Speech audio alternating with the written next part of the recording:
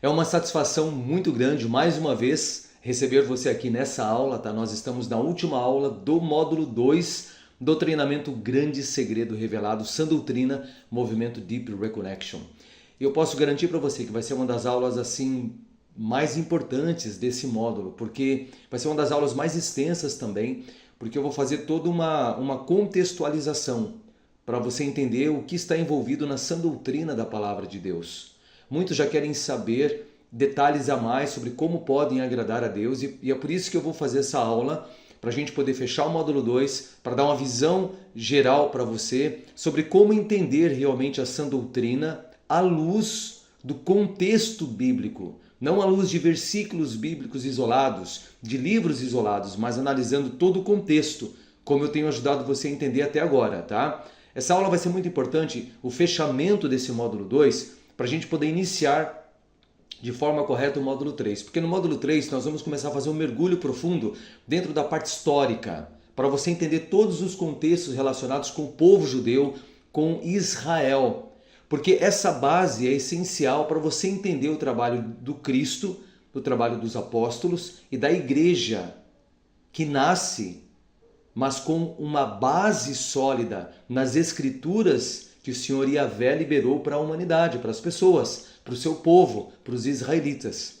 Por isso que a partir do módulo 3 vai ser muito interessante nós entendermos, termos essa visão histórica bem estabelecida, tá? Então essa aula de hoje vai ser assim uma aula maravilhosa. Posso garantir para você, vai ser bem longa, mas vai ser uma aula maravilhosa. Na aula passada o que nós vimos? Nós vimos algumas coisas muito importantes sobre o DNA de Deus. Espero que você tenha tirado proveito, tenha analisado as informações à parte que eu acabei fornecendo, para você ver que foi uma aula muito bem contextualizada para ajudar você a entender que cada ser humano possui a assinatura de Deus dentro de si. Então, o mestre da criação, conforme a gente analisou, né? Todo artista, ele deixa a sua assinatura. O Criador Todo-Poderoso também deixou em nós, de uma forma inequívoca, a sua assinatura. Então é muito emocionante quando a gente para refletir sobre isso, tá? Também nós vimos sobre um outro aspecto que muitas pessoas confundem, que é o fato de encararem Deus como algo impessoal. Não, porque o universo me dá, porque não sei o quê, porque a mãe natureza, porque isso, porque aquilo. Então tem muitas denominações, muitos grupos espiritualistas que levam para esse lado, colocando Deus como algo impessoal, como já fazia o panteísmo há milhares e milhares e milhares de anos atrás, para tirar a pessoalidade do Criador pessoal. Sim, o seu poder está em cada ser vivo, ele atua em tudo, mas ele é um ser pessoal, não é uma força impessoal que tanto faz como tanto fez em relação às suas ações. Não, ele se importa sim. Ele é Pai e ele está atento ao que nós estamos fazendo. Quer a pessoa aceite isso, quer não. Então a aula passada foi importante para poder esclarecer bem esses aspectos. Se você já assistiu, excelente. Se você está acompanhando o treinamento até aqui, eu tenho certeza que a sua visão sobre a adoração já está diferente. Já mudou algumas coisas. Ou talvez já mudou muitas coisas. Talvez você já entendeu coisas assim muito profundas que nós já analisamos até aqui nessa aula, tá? Então é isso. Agora, se você não assistiu a aula anterior, eu peço que, para você dar continuidade nessa aula, que vai ser a aula de fechamento, volta e assista a aula anterior. Talvez você caiu aqui porque alguém compartilhou um vídeo com você, você não conhece o meu material, não pegou do início. Então o que eu recomendo? Para essa aula, volta lá no início, ou se você quiser assistir essa aula, assista. Mas depois volta lá no módulo 1, para você poder entender todo o contexto. Porque aí sim você vai estabelecer uma base sólida. Porque é justamente sobre isso que nós vamos falar nessa aula, ok? Então, do fundo do meu coração, aproveita, mergulha, tire as distrações de lado, foque exclusivamente nisso daqui, naquilo que vai ser transmitido aqui nessa aula, ok? Essa apostila aqui, só para você ter uma ideia, ela já está com 207 páginas, tá? Se você quiser ter acesso a esse PDF com tudo que eu compartilho, todos os links, todas as imagens, todas as informações gratuitamente para que você possa ajudar outras pessoas, é só você entrar dentro do portal da Eduz, o link está abaixo desse vídeo, tá? E lá você vai poder fazer o download dessa apostila maravilhosa para o seu uso pessoal e para ajudar outras pessoas também, de forma gratuita, assim como eu estou fazendo, ok? Então esse material ele está sendo liberado para que, se você quiser até compartilhar, desde que você mantenha as informações de quem realmente desenvolveu, entendeu? Dando os créditos, obviamente, porque é um trabalho muito extenso, tá? Centenas de horas eu posso afirmar para você. Então assim, mas você pode compartilhar sim, de forma gratuita, porque assim como eu estou recebendo gratuitamente, eu gostaria que você também compartilhasse isso de forma gratuita com outras pessoas, tá bom? Muito bem, também peço para você se inscrever aqui no meu canal, se você estiver assistindo esse vídeo, essa aula dentro do canal do YouTube, então se inscreva, assine o sininho para você receber as notificações das próximas aulas que serão liberadas, ok? Muito bem, o que nós iremos analisar hoje? Deixa eu achar aqui para você, olha só que interessante. Como você pode ver, nós estamos concluindo a aula, o módulo 2 com a aula 19 sobre o Burj Khalifa e o arranha-céu espiritual. O que é isso, Ronaldo? Então nós vamos analisar esse aspecto, é uma metáfora que eu criei justamente para ensinar você, para ajudar você a enxergar a importância desse trabalho e de nos aprofundarmos nas pesquisas sobre o nosso Criador, sobre o seu Filho, sobre o que é o reino de Deus, sobre o seu propósito em relação à humanidade, tá? Por isso que eu comparei com o Burj Khalifa, você já vai saber daqui a pouquinho, entendeu? E além disso, nós vamos falar sobre graça, supergraça, lei e salvação, que é algo que confunde muitas pessoas, por falta de análise contextual, posso garantir para você. Então se prepara que vai ser uma aula maravilhosa, tá? Olha só que interessante essa imagem aqui do Burj Khalifa, um dos maiores edifícios do mundo.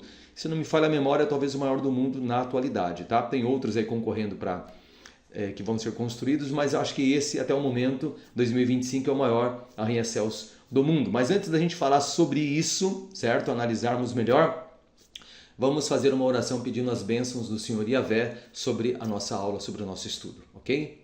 Senhor Yahvé, Criador Todo-Poderoso, nosso Pai Celestial, nós amamos o Senhor de coração e nós queremos abrir agora aquilo que nós estamos sentindo para Ti, para dizer, para agradecer mesmo, todo esse privilégio de podermos entender aquilo que é sagrado, a sã doutrina da Sua palavra, que nos ajuda a entender a vida de uma forma correta, Pai. Livre das distorções que esse sistema, influenciado por forças malignas, tenta colocar sobre a mente das pessoas. Obrigado por nos ajudar a entender onde nós nos encontramos na corrente do tempo. Obrigado por nos ajudar a entender o seu relacionamento com a humanidade, o porquê o Senhor teve que trazer o grande dilúvio, a forma como o Senhor foi separando pessoas mesmo para que essas pudessem representá-lo como seu povo, Pai. Quando o Senhor iniciou esse trabalho ao falar com Abraão, depois Isaac, Jacó e toda a linhagem, até que o Senhor criou realmente uma nação maravilhosa como a nação de Israel. Obrigado por nos orientar e por compartilhar toda a sua sabedoria conosco, nos ajudando a entender os seus propósitos e por ter registrado isso para que nós pudéssemos entender, Pai. Obrigado por nos ensinar sobre a condição dos mortos. Obrigado por nos ensinar sobre tantas e tantas coisas, sobre as profecias bíblicas que conduziriam até o Messias. E tudo isso tem fortalecido a nossa fé. Obrigado por se revelar a nós, por mostrar realmente quem o Senhor é, como Deus Todo-Poderoso, Pai do Senhor Jesus, e por mostrar que o Senhor está presente em nós a cada momento por meio do Teu poderoso Espírito, Pai.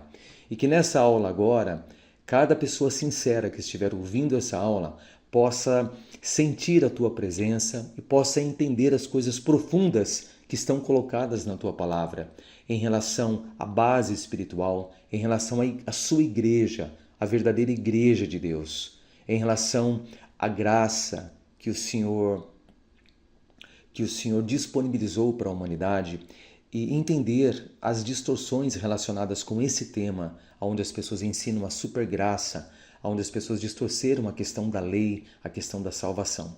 Por isso, obrigado, e que o Teu Espírito ajude cada pessoa, cada ouvinte, cada pessoa mesmo que estiver conectada aqui, possa entender profundamente essas questões. Do fundo do coração nós lhe agradecemos, que o Senhor abençoe e proteja a vida de cada pessoa também, em sentido físico, em sentido material, financeiro, em sentido espiritual, em sentido emocional, enfim, todas as áreas da sua vida. Que os seus anjos poderosos estejam realmente abençoando e protegendo a vida de cada pessoa. Do fundo do coração nós te agradecemos e o Senhor sabe que fazemos isso no nome de Cristo, teu Filho. Amém. Muito bem, então gostaria que você desse uma olhada aí nessa imagem do Burj Khalifa, tá? É um prédio extraordinário e nós vamos dar algumas informações bem interessantes. Eu não sei se você já pesquisou sobre ele, né? Eu gosto de pesquisar essas coisas, parte de arquitetura, de construção, e alguns dados aqui me chamaram muita atenção e a gente vai analisar juntos e vamos fazer uma comparação com algo muito sério, muito importante, tá? O Burj Khalifa e o arranha-céu espiritual. Então vamos ver aqui, ó. A construção do Burj Khalifa em Dubai, o edifício mais alto do mundo, é um exemplo impressionante do que? De engenharia e planejamento cuidadoso. Aqui estão alguns dados impressionantes sobre a sua altura e sobre as características desse prédio. Olha só que interessante. A altura total dele, né, do Burj Khalifa, 828 metros, incluindo a sua antena. Olha, quase 1 quilômetro de altura. Quantos andares, Ronaldo? 163 andares habitáveis acima do solo, além de 2 andares adicionais para manutenção, totalizando 165 andares. Área total, Ronaldo, aproximadamente, olha só, 309.473 metros quadrados. A sua casa provavelmente vai ter o quê? 250, 500, 1.000 metros, 2.000 metros? 309 mil metros é a área construída do Burj Khalifa, algo realmente impressionante, tá? Quantos elevadores tem? 57 elevadores, incluindo elevadores de serviço e de observação. O que mais? Velocidade dos elevadores, olha só, possui alguns dos mais rápidos do mundo, atingindo até 36 km por hora. Não são números impressionantes? Tá, agora pensa, bom, quase 1 km de altura, como é que isso se sustenta? Aí que está o grande segredo que eu vou contar para vocês, tá? Aqui fala assim, ó, que o Burj Khalifa foi um empreendimento colossal que envolveu a colaboração de engenheiros e arquitetos do mundo todo, resultando em uma estrutura icônica que redefiniu os limites da engenharia e arquitetura modernas. Só pelos números que eu apresentei para você, realmente foi algo assim. Só para você ter uma ideia, a fundação, a base dele, porque na casa você vai construir uma casa, por exemplo, então tem as estacas, ou tem a sapata, ou tem o radier. No caso do Burj Khalifa, o que eles usaram? Olha que incrível. Foram... A fundação dessa estrutura imponente, ó, consiste em uma placa de concreto de cerca de 4 metros de espessura e um volume total de 12,5 mil metros cúbicos de concreto. Então, imagina o seguinte, imagina um quadrado desse tamanho, tá? Mais de 12 mil metros cúbicos de concreto. Por exemplo, se a sua casa for uma casa térrea, talvez ela vai ter 2,5 metros de altura do chão até o teto. Essa base tem 4 metros de altura, mais quase o dobro da sua casa, só de concreto, por toda a área, por todo o perímetro do Burj Khalifa. O que mais? Para sustentar todo esse peso, tá, foram 194 estacas de 1,5 metro de diâmetro. Imagine um poço de 1,5 metro de diâmetro por quantos metros? 43 metros de profundidade, todos cheios de concreto. Então essas estacas foram feitas essas perfurações, colocaram a estrutura de aço, encheram de concreto, acima dessas estacas é que eles colocaram esse bloco de 4 metros de altura, tá? Essa fundação sólida é o que permite que o Burj Khalifa se erga com estabilidade e segurança, resistindo às forças da natureza e ao peso colossal do próprio edifício. Imagina o peso de um edifício desse, por isso que a base realmente foi uma base gigantesca. Muito bem, então já deu para você entender, toda uma estrutura sólida, ela precisa de uma base sólida para ela poder se sustentar, ok? Por que eu usei o Burj Khalifa como exemplo? Porque o conhecimento bíblico, ele também pode ser comparado. Para você construir, ter algo sólido, você precisa de uma boa base. Por isso que o grande segredo revelado, que esse treinamento que eu estou disponibilizando, é para ajudar você a ter essa boa base espiritual, a enxergar os assuntos de cima, a entender todo o contexto, ou grande parte do contexto bíblico, para você entender as passagens do apóstolo Paulo. Tem muitas passagens que as pessoas confundem as cartas dele.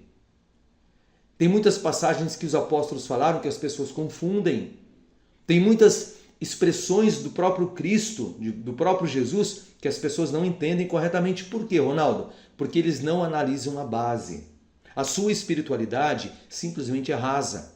Então eles não entendem qual era a forma de pensar do povo judeu, qual era a forma de pensar do povo de Deus, de Israel, à medida que Deus foi dando orientações, porque Deus escolheu pessoas, não existia judeu, não existia israelita, não existia nada disso que as pessoas falam hoje. Eram seres humanos que haviam sobrevivido, que haviam se multiplicado após o dilúvio.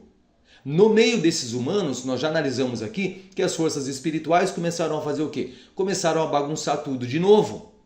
Começaram a ensinar um monte de porcarias espirituais para distorcer a adoração pura, para distorcer a impressão digital de Deus sobre a adoração.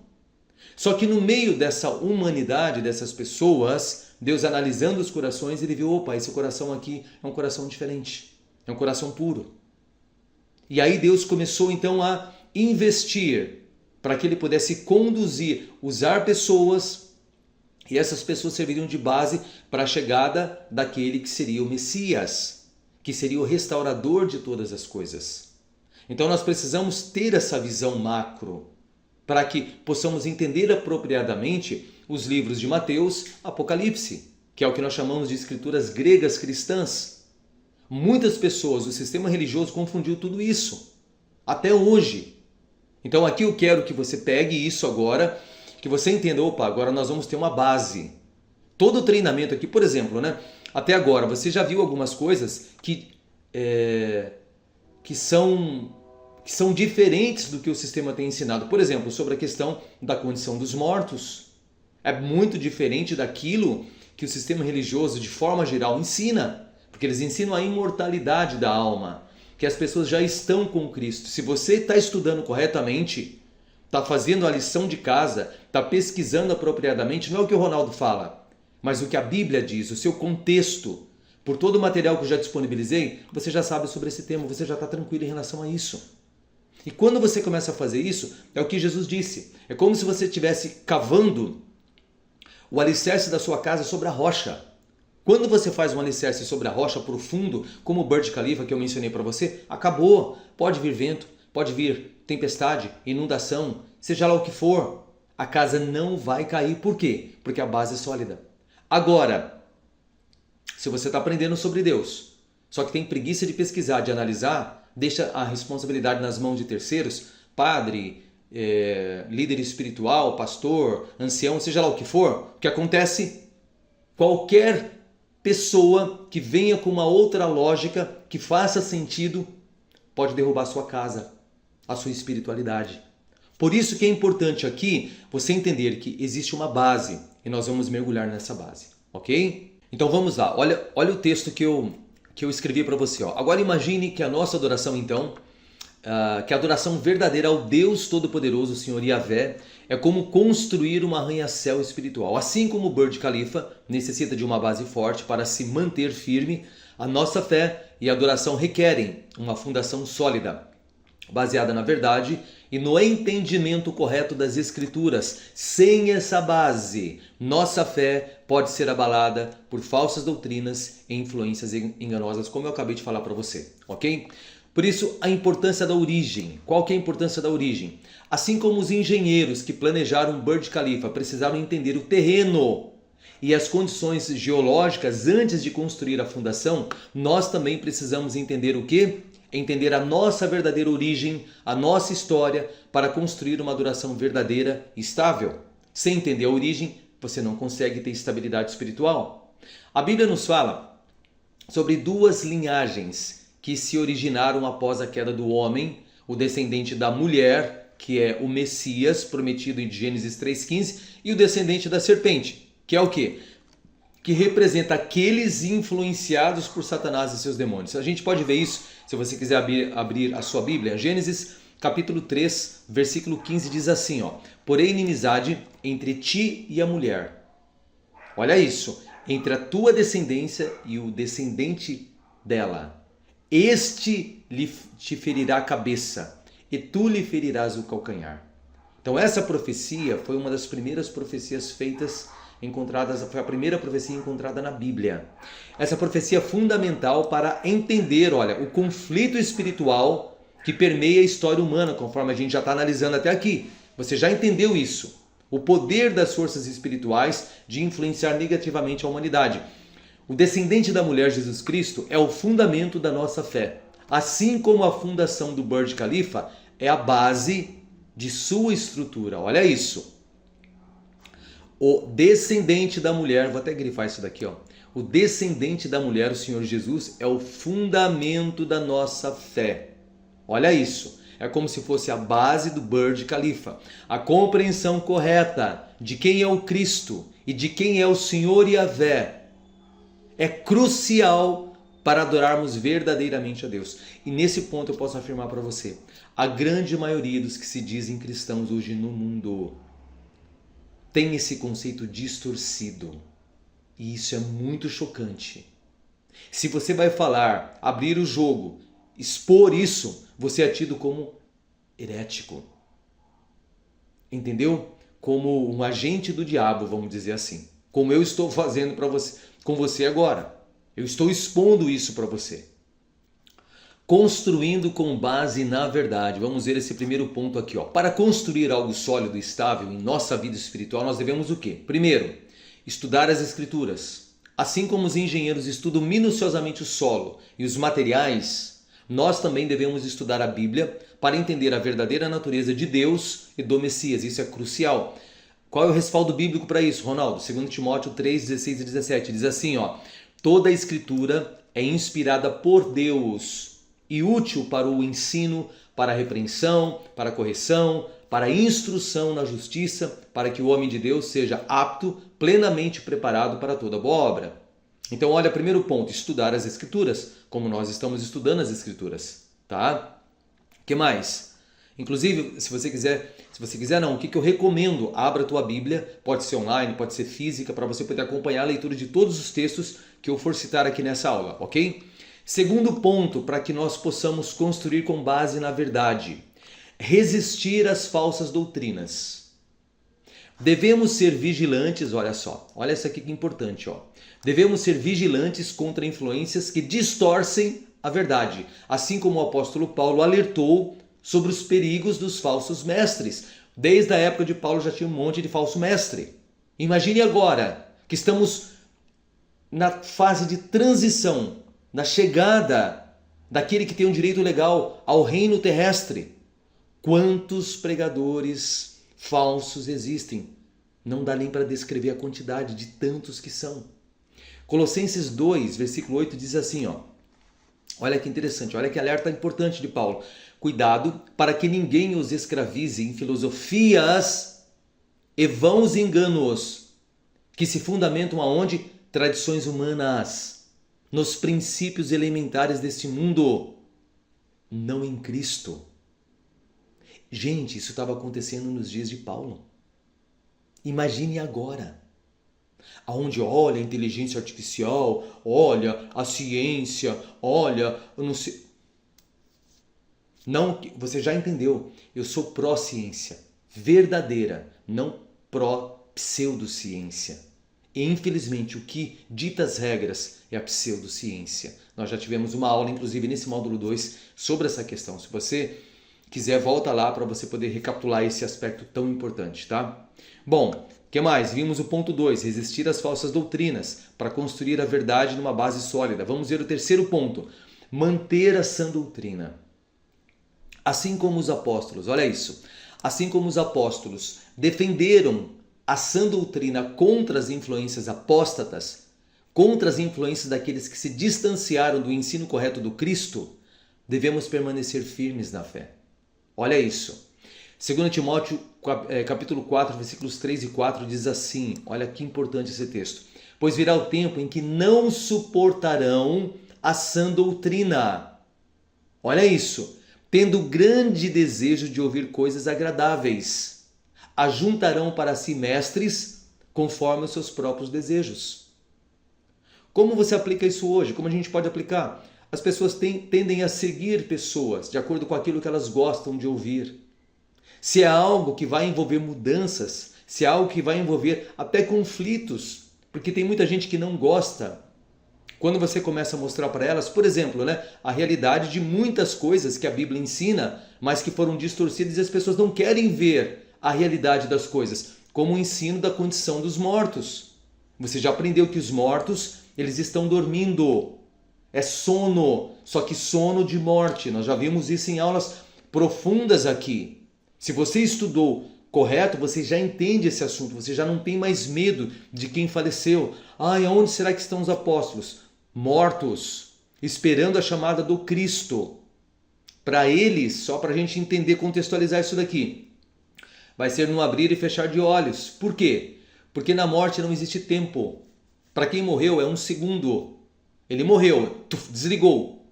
Quando Cristo, na sua volta, porque a primeira ressurreição, depois a gente vai ver detalhes, mas a primeira ressurreição vai ser desses, certo? Leais, desses patriarcas, desses homens, inclusive todos os apóstolos. Quando eles acordarem, para eles dormiram por 1 minuto. Só que já se passaram milhares de anos. Deu para você entender? Então é isso. E as pessoas não gostariam, conforme a carta de Paulo a Timóteo mostrou, pois virá o tempo em que não suportarão a sã doutrina, mas, olha só, tendo grande desejo de ouvir coisas agradáveis. Repare para você ver a atitude das pessoas em relação ao conhecimento. Por quê? Porque Jesus falou que aqueles que realmente aderirem serão perseguidos, os parentes não vão gostar, as pessoas não vão gostar, não vai ser algo em harmonia com a atitude normal, natural da maioria das pessoas. Vai ser algo diferente, entende? E é por isso que as pessoas têm essa dificuldade. Então, se eu quiser estabelecer uma base sólida, eu preciso manter a sã doutrina. É fácil? Não. Mas é possível porque Jesus deu um exemplo, os apóstolos deram um exemplo, vocês vão ver que tem uma infinidade de pessoas que vivem a sã doutrina. Assim como Burj Khalifa, olha só que importante isso daqui, se mantém firme sobre uma fundação sólida, a nossa fé e a nossa adoração, deixa eu grifar até aqui, a nossa fé e a nossa adoração devem ser construídas sobre o fundamento inabalável da verdade bíblica. Isso nos permitirá resistir o quê? Tempestades das falsas doutrinas, influências enganosas, e nós conseguiremos permanecer fiéis ao Deus Todo-Poderoso, ao Senhor Yahvé e ao seu Filho, o Senhor Jesus Cristo. Nossa fé baseada na verdade, olha isso, na verdade bíblica, é a fundação que nos permitirá resistir às tempestades das falsas doutrinas e permanecer fiéis a Deus e a Jesus Cristo. Deu para você entender isso daqui sobre essa questão do Burj Khalifa, da nossa base espiritual? Vamos recapitular. O que nós vimos até hoje? Olha só. Bom, até agora, nesse módulo 2, nós falamos sobre cronologia, onde estamos, não é isso? Na corrente do tempo. Falamos sobre o labirinto espiritual, onde a maioria das pessoas estão perdidas dentro de um labirinto, tá? E falamos a importância do GPS espiritual. Isso foi logo no início do módulo 2. Depois, nós analisamos profundamente a questão da pseudociência, da verdadeira ciência, do DNA mitocondrial, que mostra a origem da humanidade. Não viemos de explosão, não viemos de macaco, não viemos de ameba, não viemos de nada disso. Fomos seres criados por Deus e não tivemos uma experiência, não somos seres espirituais que encarnaram aqui como muitos ensinam. Não, nós somos uma criação de Deus. Temos sim a centelha divina dele em nós, certo? Mas não viemos de outro lugar, não tínhamos uma vida pré-humanidade, antes da humanidade. Deu para você entender? Tudo isso nós já analisamos aqui. Ponto 3. Por que podemos confiar na Bíblia? Nós vimos evidências históricas, arqueológicas e proféticas. E foram extensas evidências, muitos vídeos, muitos artigos. Se você estudou, a sua confiança na Bíblia já é maravilhosa. Tenho certeza disso. Se você não estudou, volta lá e estuda. Outro ponto. Você já entende que Adão e Eva e a história do dilúvio não são fábulas. Foram eventos reais que marcaram a humanidade. Bom, a humanidade só existe por causa de Adão e Eva. Não foi uma fábula, um mito inventado por deuses do Olimpo, deuses da Grécia. Não. O Criador Todo-Poderoso, o Senhor Yahvé, criou o homem e a mulher dos elementos do solo, criou esse corpo extraordinário que não morreria, certo? E criou todo o ambiente para que eles pudessem expandir aquilo no lar, no reino terrestre inteiro. Eles seriam os regentes, Adão e Eva. Infelizmente, os cabeçudos pisaram na bola feio, né? Aí a gente já conhece todo o desenrolar. Bom, a questão do dilúvio também, embora as civilizações, existem muitos registros mitológicos, porque eles misturam um monte de coisa sem coerência, mas o fato interessante é que todos eles mencionam uma grande inundação, só que de forma mitológica. Para quê? Tirar a credibilidade da Bíblia. Vocês já viram isso? Entendeu? Quem está por trás? Mas a Bíblia é diferente, a Bíblia é extraordinária. O relato bíblico sobre o dilúvio, sobre Adão e Eva, é preciso, é perfeito, tem lógica, tem coerência. É maravilhoso, sinceramente. Outro ponto que nós vimos, estado dos mortos. Onde estão os apóstolos, os patriarcas? Onde está Maria, a mãe de Jesus? Mortos, inconscientes, esperando o chamado para poderem ser ressuscitados. O que é ressuscitar, Ronaldo? Dar vida de novo. Quem vai ressuscitar? Quem foi o primeiro a ser ressuscitado? Cristo. E os outros, a partir do chamado dele, na sua volta, começa a primeira ressurreição. A gente vai ver depois em maiores detalhes. Mas só para você entender que nós já falamos sobre isso. O estado correto dos mortos. Tenho certeza que você já sabe. Ponto 5. Nós vimos sobre a importância de opor-se ao diabo. Vimos sobre a impressão digital de Satanás sobre a adoração. Imitação da impressão digital de Deus sobre a adoração. Tá? Isso que nós já analisamos. E o ponto 6 que nós analisamos, DNA de Deus, olha só. Nosso corpo e nossa vida reflete a assinatura do Criador. E além do DNA de Deus, nós falamos sobre a questão de que Deus é um ser impessoal, é só uma força, como muitos grupos espirituais, os xamãs e outros grupos aí espiritualistas ensinam, tá? Que ele é uma força que está em todo lugar, que tudo é Deus, né? Os animais são deuses, os humanos são... Tudo é Deus. Toda a criação é Deus e Deus é tudo. Enfim, é uma bagunça. Isso é chamado de panteísmo, tá? Então, será que ele é isso mesmo? Ou será que ele é um ser pessoal? Que é o que muitos têm dificuldade. Imagina que Deus é pessoal, ele é impessoal. Não, ele é pessoal. E você vai entender, você já entendeu nessa aula, se você fez direitinho essa aula. Então, esse foi uns pontos, né, relacionados com o nosso estudo do módulo 2. Foi um módulo já bem denso, com muita coisa que já quebra muitos paradigmas e muitas distorções do sistema religioso. E eu posso garantir para você, nós só estamos arranhando. Bom, em cima disso que nós já analisamos até aqui, do módulo 1 e módulo 2, muitos se perguntam, Ronaldo, tudo bem, eu estou achando incrível tudo isso que eu estou aprendendo, mas com quem que eu estou aprendendo essas coisas? Talvez você já saiba. Talvez você já pegou aqui o nome Igreja de Deus e foi pesquisar. Talvez você já esteja fazendo o discipulado da Igreja de Deus. Não sei. Talvez já esteja fazendo. Qual é a linha teológica? Alguns gostam de perguntar isso aqui. Qual a linha teológica, né, que essas pessoas que fazem parte da Igreja de Deus seguem? É a linha teológica do calvinismo? Vocês são calvinistas? Vocês são arminianos? Vocês são da teologia pentecostal, carismática, ou da teologia católica romana, ou outras teologias que tem por aí? Qual é a linha? Alguns gostam de saber a linha. E não é nenhuma dessas linhas, já posso garantir para você. Tá? Nenhuma. Como assim nenhuma dessas linhas? Então, quando você vê aqui o nome que eu coloquei aqui embaixo, Igreja de Deus, porque na Bíblia o termo usado era justamente Igreja de Deus. Muitos usam esse nome Igreja de Deus. Muitos grupos. Tá? Mas como é que eu vou saber então, Ronaldo? A maioria deles estão com a sua doutrina distorcida. Não pregam a sã doutrina. Como é que eu vou saber então quem que é a Igreja de Deus, quem é esse grupo? Então eu vou te explicar para você. Primeiramente essa imagem, olha só, é uma imagem muito profunda, tá? Se você der uma olhada aqui, eu fiz questão, isso aqui foi eu que criei, tá? Em cima de uma outra base. Aí eu peguei e coloquei essas cores para ficar um pouco mais fácil para a gente poder entender todo o cenário religioso mundial, entendeu? Se a gente vem aqui nesse azul, nessa bola azul aqui, ó, então aqui eu falo origem das igrejas. Hoje, quando você vê aqui, olha como é que tá, como as pessoas estão como as pessoas se sentem em relação a toda essa bagunça do mundo religioso. Perdidas, confusas. Bom, para onde que eu vou? É tanta flechinha, é tanto nome, é tanta denominação. Então a gente precisa ver a origem. Lembra, a base? Vamos ver a base. Quem que é a base? A base aqui, para os cristãos, na verdade, é a igreja no tempo dos apóstolos. É Jesus e os apóstolos.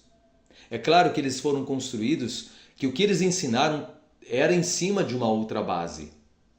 Tá? Depois vocês vão entender isso daqui. Que esse ensinamento do cristianismo, de Jesus, do que Jesus ensinou, certo? Tinha a base dele. Ele não começou algo novo. Ele simplesmente concluiu toda uma comunicação que Deus estava fazendo de relacionamento. Ele concluiu aquela fase e startou a fase da igreja. É uma continuidade, na verdade, do povo judeu, vamos dizer assim, se a gente for analisar por esse ângulo. Por quê? Então vamos lá.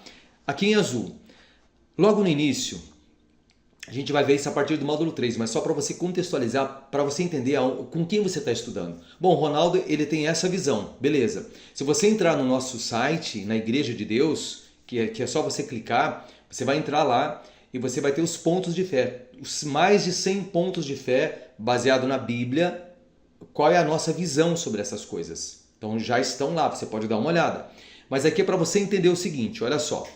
Logo após a morte dos apóstolos, as profecias falaram que surgiria uma apostasia, que surgiriam cristãos que se distanciariam, que negariam a Cristo, certo?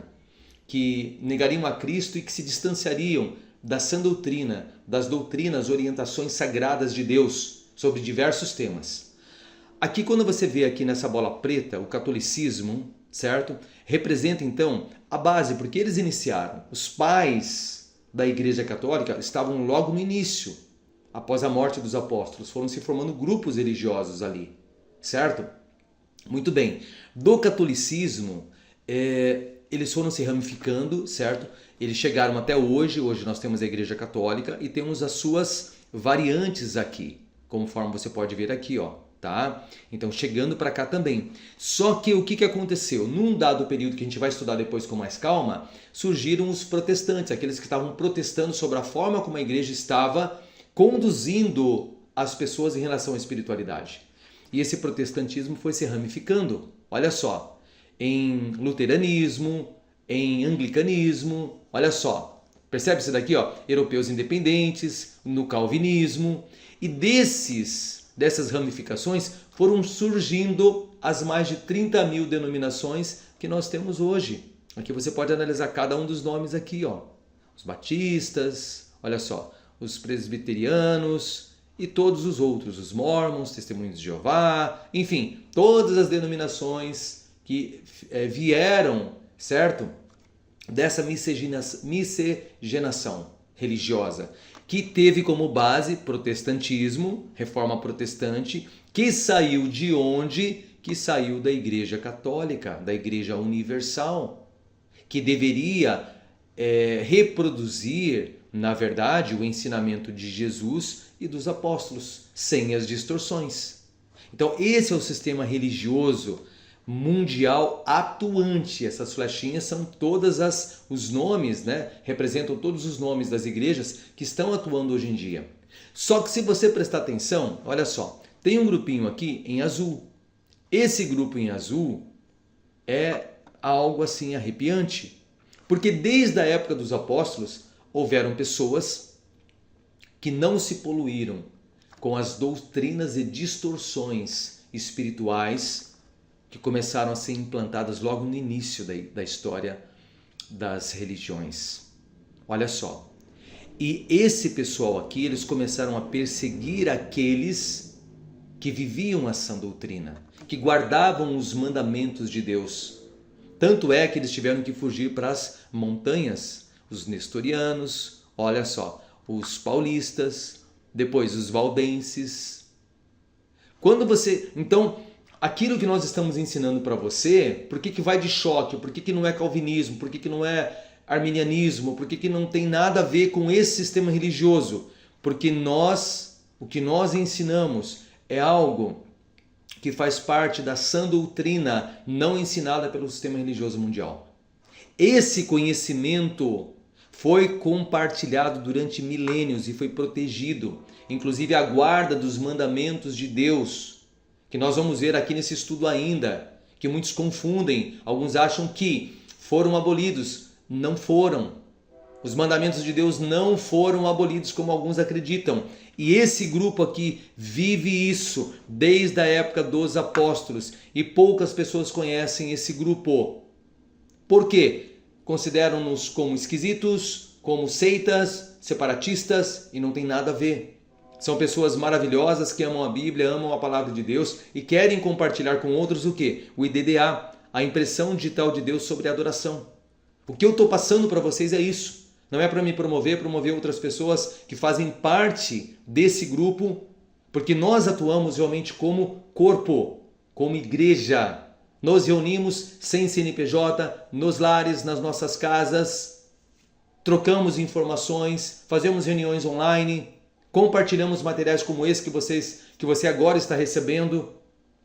Então isso faz parte de um grupo que estão organizados para poder levar esse conhecimento sagrado para as pessoas. A maioria vai ouvir? Não.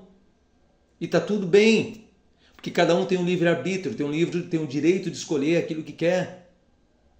É só para você entender quem são esses. Então, fazem parte de algum movimento? Não. De alguma linha desse movimento religioso tradicional? Não. Mas como assim? Então você vai ver à medida que, você já está percebendo que é diferente. Porque nós aderimos realmente à palavra de Deus, analisando contextos, trazendo as informações. E eu acho que você já percebeu isso. Deu para ficar claro isso daqui? Tá. Pelo menos clareou um pouquinho mais? Muito bem. Então agora, uma vez que você já entendeu, você vai ver que é totalmente diferente, que é muito diferente do que aquilo que as denominações ensinam. Por exemplo, graça, supergraça, lei e salvação. Aqui já começa, eu vou dar um fundo histórico, porque lembra que nós falamos do Burj Khalifa? Base. Eu vou te dar só uma pincelada para você entender aonde nós vamos entrar no módulo 3. Que daí nós vamos mergulhar profundamente para você entender essa supergraça. Mas eu quero já dar uma prévia para você entender o que nós mostramos para as pessoas, o que a palavra de Deus mostra para as pessoas sobre a verdadeira graça, o que é essa supergraça que o pessoal tem pregado, e realmente sobre a lei e salvação. Qual que é a ligação dessas duas coisas, tá? Tem uma coisa, olha só, que... Deixa eu só aumentar um pouquinho aqui. Aqui, ó. Muito bem. Então vamos lá. Agora sim. Ó, tem uma coisa que hoje em dia está muito distorcido no meio religioso. Muita gente, olha isso daqui, ó. Muita gente ensina por aí que uma vez salvo, salvo para sempre. Você já ouviu falar isso? Não, porque ninguém perde a salvação. Muito bem. Como se depois que você aceitasse Jesus, não importasse mais o que você faça da sua vida. Já ouviu pessoas que têm essa mentalidade? Não, porque Jesus ele já salvou, porque não tanto faz, não importa, porque já perdoou, porque não sei o quê. Muito bem. É o que alguns chamam. Esse conceito é chamado de supergraça. Alguns chamam de supergraça. Uma ideia de que Deus já te salvou, então relaxa. Viva como quiser, que no final tudo vai dar certo. Essa é a ideia da supergraça. Mas a pergunta é, será que isso é aquilo que a Bíblia ensina de verdade? Esse assunto é extremamente sério. Presta muita atenção nisso. Vamos olhar juntos então, com calma e de coração aberto essa questão. Ó. A graça salva, mas a perseverança sustenta. O que é isso, Ronaldo?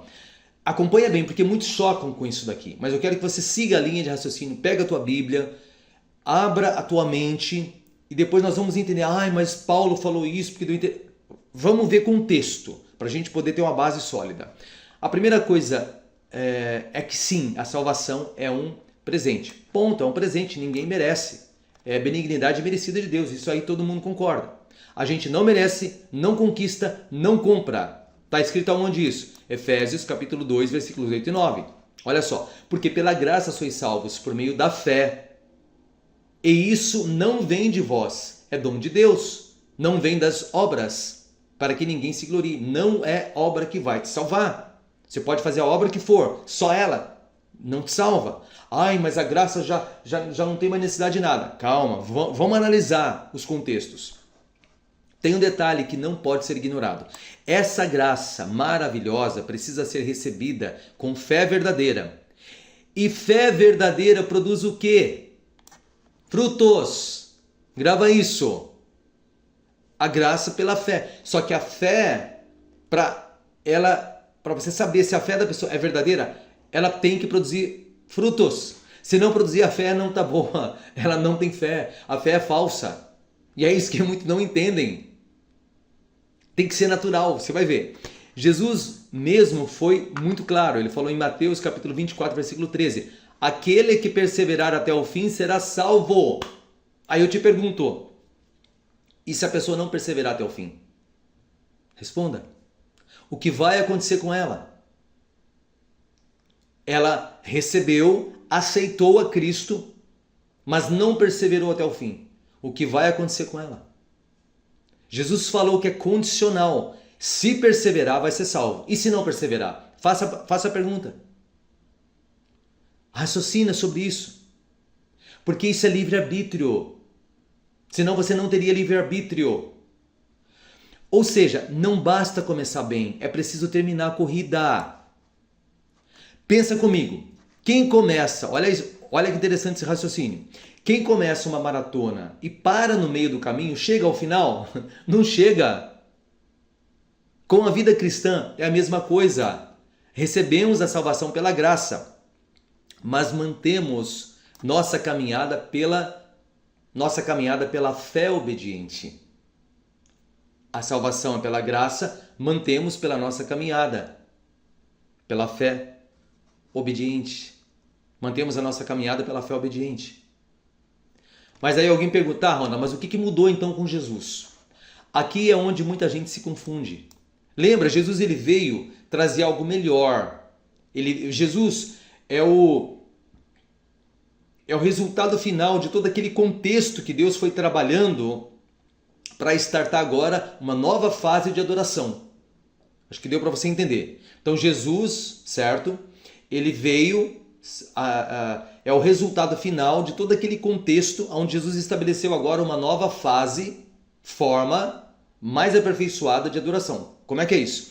Quando a Bíblia fala que não estamos debaixo de lei, tá? Olha isso. Ela não está dizendo que agora podemos viver como quisermos. E isso é importante você entender. O que foi abolido não, olha só, grava isso. Não foi a lei moral, os 10 mandamentos. O que acabou foram aquelas leis cerimoniais que existiam para quê? Para apontar para o Cristo. Todos aqueles conjuntos de leis de Moisés apontavam para Jesus. Sacrifícios de animais, as festas judaicas específicas, Yom Kippur, a Páscoa, rituais de purificação. A própria Bíblia explica isso. Ó. Colossenses, abra a tua Bíblia aí. Colossenses, por favor. Colossenses 2,17. Essas coisas, olha só, tudo aquilo que eles faziam eram sombras do que havia de vir. A realidade, porém, encontra-se em Cristo. Deu para você entender isso? Era como se fosse um monte de setas apontando para quem? Para Jesus. Agora que Jesus chegou, não precisamos mais das setas. Olha isso daqui. Mas o caminho, o amor e a vontade de Deus continuam firmes. E tem mais. Os 10 mandamentos não foram dados só para judeus.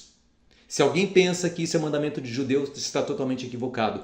Quando Deus deu o sábado, certo? O casamento e toda a base de princípios no Éden, nem existia o povo judeu ainda.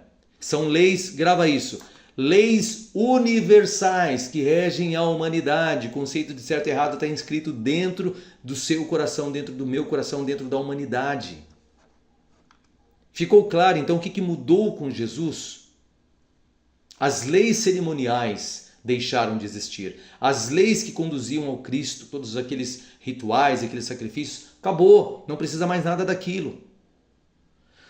Jesus resumiu, olha só, mas não anulou. Isso aqui é muito importante entender. Ele resumiu, mas não anulou. E o que significa resumir? Então vamos lá. Outro ponto que é fácil de entender conversando. Então vamos lá. Quando Jesus disse que a lei se resume em amar a Deus sobre todas as coisas e amar ao próximo como a si mesmo, segundo Mateus capítulo 22, versículos 36 a 40, ele não estava cancelando os mandamentos. Alguns não entendem isso.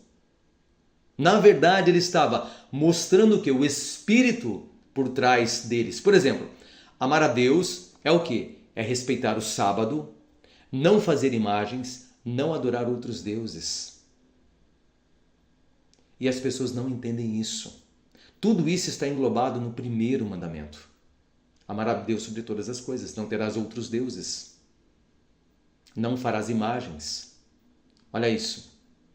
Não tomarás o nome do teu Deus em vão. Guardarás o dia de sábado. Tudo isso faz parte do primeiro mandamento que Jesus falou. Amar a Deus sobre todas as coisas. Engloba tudo isso. Segundo, amar o próximo. Era o quê? Honrar pai e mãe, não matar, não roubar, não mentir, não cobiçar. Tudo isso dentro do segundo mandamento. Resumir, grava isso. Resumir não é abolir.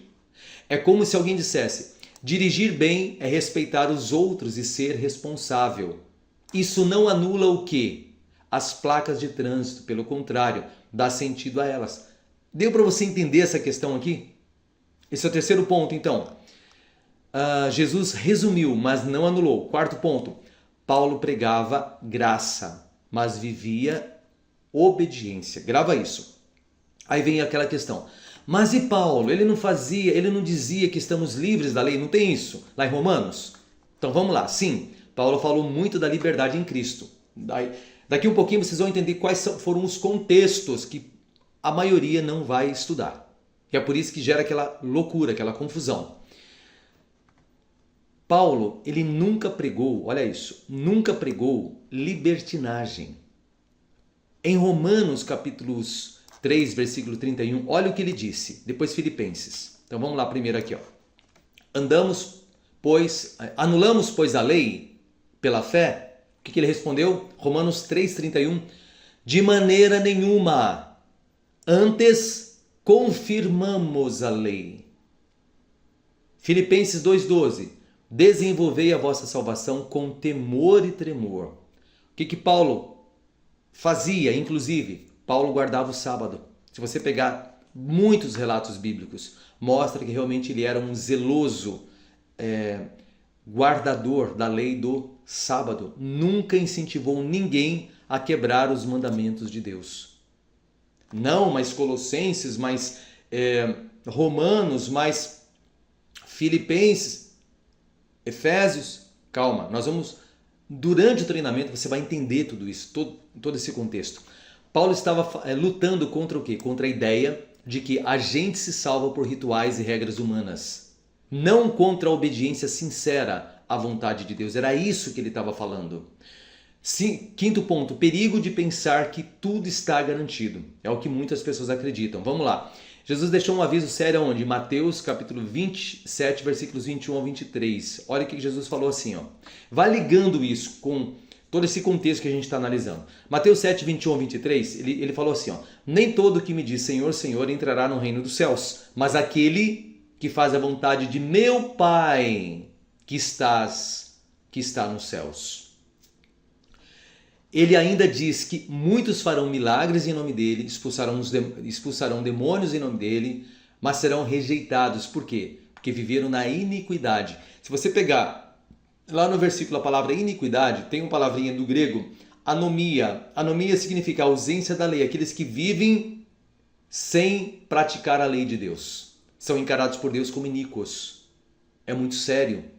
Então não adianta fazer coisas poderosas, iriam fazer coisas poderosas. Realmente o versículo fala. E o que o sistema religioso faz? Faz coisas poderosas, fazem curas, fazem expulsão dos demônios, fazem um monte de coisa. Olha, porque tá vendo? Deus está com a gente. O que Jesus vai falar? Nunca vos conheci. Por quê? Porque vocês praticam anomia. Vocês deixam de guardar os mandamentos de Deus. É muito sério. Não tem valor quando você faz dessa forma. É essencial guardar os mandamentos de Deus. Ou seja, não basta fazer obras espetaculares, não basta dizer Senhor, Senhor, é preciso obedecer de coração. Sinceramente, está fazendo sentido para você isso daqui? Ore e reflita, porque é muito sério essa questão. E a maioria não entende. A maioria vai achar que a gente está louco. Ah, você é louco, você é um herege, você é isso, você é aquilo. Ponto 6. Deus não muda. As pessoas mudam, as religiões mudam, mas Deus não muda. Malaquias capítulo 3, versículo 6. Porque eu, o Senhor, não mudo. Deus não muda, é o mesmo desde Adão até agora. O padrão dele, continua o mesmo, amor e obediência. A graça, olha isso, é como um farol iluminando o caminho. Se a gente vira as costas para a luz, insiste em andar nas trevas, a culpa não é da graça, é da nossa escolha. Grava isso. Se nós insistimos em virar as costas para a luz, a culpa não é dela. A culpa é da nossa própria escolha. A salvação é o maior presente que nós já recebemos. Ponto. Mas como qualquer presente precioso, ela precisa ser cuidada com amor, respeito e responsabilidade. É essencial fazer isso. Vamos ver mais alguns exemplos sobre o que é a graça de Deus, tá? Imagine que você está preso numa cela escura agora, uma cela escura. Então você cometeu crimes reais, a sentença foi justa, você não tem como pagar a sua dívida. E todos os dias o peso da culpa te oprime. Ok? Tá tudo certo, porque você realmente cometeu esses crimes. Aí alguém entra com as chaves daquela cela na mão e diz: eu vou assumir a sua culpa. Vou pagar no seu lugar. Você está livre. Basta aceitar, sair comigo e começar uma nova vida. O que é isso? Isso é a graça. Deu para você entender? Agora, o que é a graça de Deus? É o que Ele fez por você. É o que Ele fez por mim. Ele já pagou o preço quando Ele enviou o Cristo para morrer por cada um de nós. Equalizou a sua balança de justiça. Adão, para trazer o pecado, colocou algo chamado vida perfeita. Ele entregou uma vida perfeita. E o senso de justiça de Deus dizia que, para equalizar a balança de justiça, era uma outra vida perfeita que deveria ser colocado. Ninguém tinha capacidade, porque todo mundo era imperfeito desde então. Então Deus colocou quem? A vida de Adão na balança. Aliás, a vida de Jesus na balança. Quando Ele entregou, equalizou a balança. Isso é graça. Graça. Só que o que não é graça? Graça é quando Deus, mesmo sendo justo e sabendo que erramos, decide nos perdoar, nos libertar, nos transformar, enviando seu Filho Jesus para tomar o nosso lugar na cruz. Não merecemos, não conquistamos, mas Ele oferece. Por quê? Efésios 2,8 diz assim, porque pela graça sois salvos, por meio da fé, e isso não vem de vós, é dom de Deus. Efésios capítulo 2, versículo 8. Ficou clara essa questão? O que é graça? Agora, o que não é a graça? Vamos lá. Graça não é permissão para errar. Graça não é Deus dizendo, vai lá, pode pecar, tá tudo bem, eu te perdoo. Graça é Deus dizendo, eu sei que você caiu, mas eu te dou a chance de se levantar. Limpe-se, viva diferente. Eu te dou uma nova vida. Graça é isso. A gente vai cair muitas vezes? Vamos. Mas Deus, Ele fala, filho, se limpa. Você tem alguém para você olhar. Peça perdão. Isso é graça. Não quer dizer que a gente não vai errar nunca mais. Você tem que viver preocupado em fazer regrinhas. Não. Graça é viver com essa consciência de que nós temos alguém, certo? Único, que morreu por mim.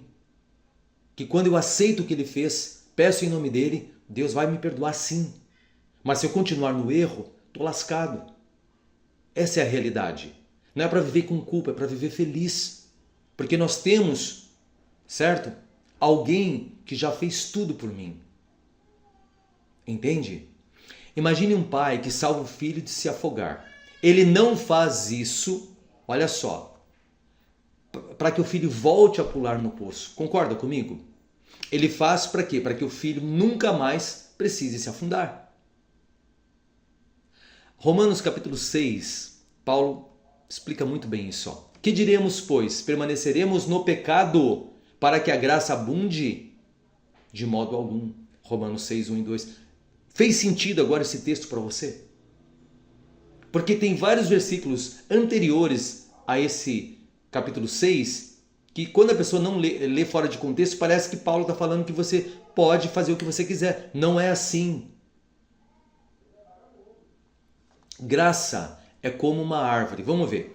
A raiz, o que é a raiz? É o amor de Deus desde o início. Desde Abel, Noé, Abraão, Moisés, os profetas, etc. Quem é o tronco? O tronco é Jesus, o Messias, o mediador entre Deus e os homens. Olha só. E os frutos da árvore chamado graça? Os frutos, nossas ações transformadas, nosso novo jeito de ser. Quando isso está em harmonia, a árvore funciona bem. Se a árvore não dá fruto, mesmo com raiz, ela está morta. Concorda? Jesus disse, olha só, toda árvore que não dá fruto, o que vai acontecer com ela? É cortada, lançada onde? No fogo, deixará de existir. Mateus 7, versículo 19. É muito sério essa questão da graça e da supergraça. Fruto não salva ninguém, ok? Não salva, não é o fruto que salva. Mas a ausência do fruto mostra que não houve transformação. Olha essa frase, presta atenção nisso. Fruto não salva ninguém. É isso que muitos têm dificuldade de entender. Não é ele que vai te salvar, é Jesus quem vai te salvar, o que ele já fez que vai te salvar. Mas quando eu não tenho frutos de obras, mostra que eu não me transformei. Aos olhos de Deus não tem valor, vai ser cortado e jogado no fogo. Por assim dizer, ou seja, vai deixar de existir. É simples assim, mas as pessoas confundem. O que a graça aboliu então, Ronaldo? Então vamos entender.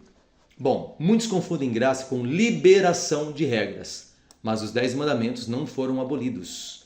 Eles são padrão moral de Deus e são eternos. Você tem que entender isso. O Criador tem um padrão eterno. Não foi erradicado por lei, por ação nenhuma. Jesus cumpriu as leis cerimoniais como sacrifício de animais? Sim, ele é o cordeiro. Os sábados das festas judaicas, os chamados sábados cerimoniais. Então havia o sábado semanal sagrado, só que havia muitos sábados cerimoniais. Se você analisar lá em Levítico 23, vai ver vários sábados, como por exemplo a Páscoa. Era um sábado cerimonial que apontava para Cristo. E haviam outros, Yom Kippur, e haviam vários sábados cerimoniais que caíam durante a semana.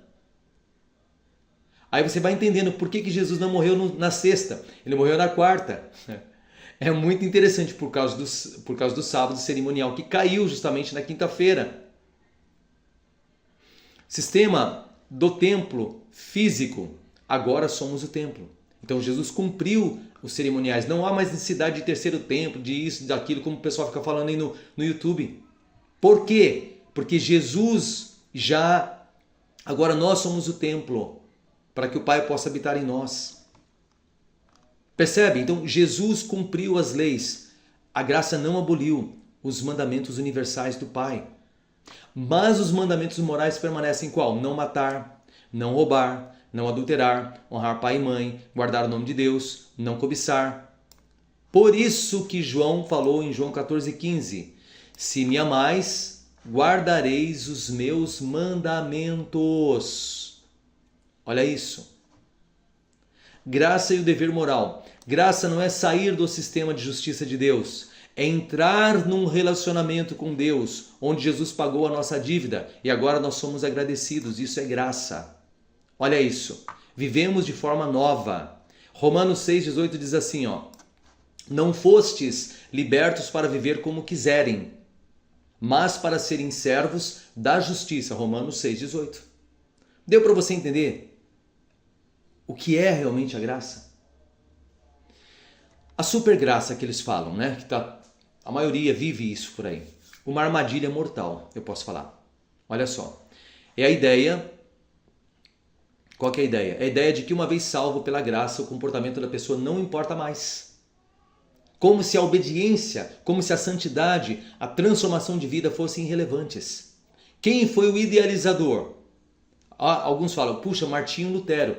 Só que Martinho Lutero, ele não ensinou isso diretamente. Indiretamente, sim. Ele deu ênfase muito na graça.